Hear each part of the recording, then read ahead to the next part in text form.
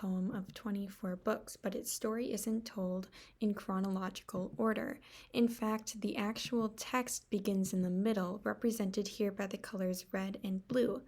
Then, through a story told by Odysseus halfway through, we learn what happened in the beginning, represented here in orange. So the order of the Odyssey is different than the actual order of events. It's kind of like this. Once upon a time, I went to the thrift store and bought a really cool old book. Okay, cool is subjective here.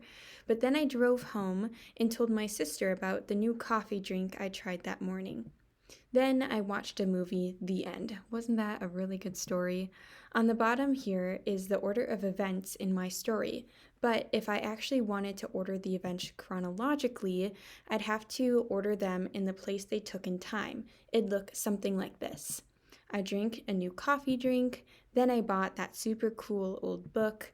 After that, I drove home and watched a movie. Generally, I'm telling the same story. The events are just in a different order. To make more sense of the Odyssey, we'll begin in the 9th book when Odysseus is resting from his travels in the court of Alcinous, king of the Phaeacians. As they lounge around feasting, the king asks Odysseus to tell of his travels.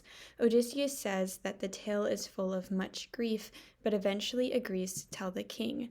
Odysseus thinks all the way back to the beginning of his story, and that's where, for our purposes, the Odyssey begins.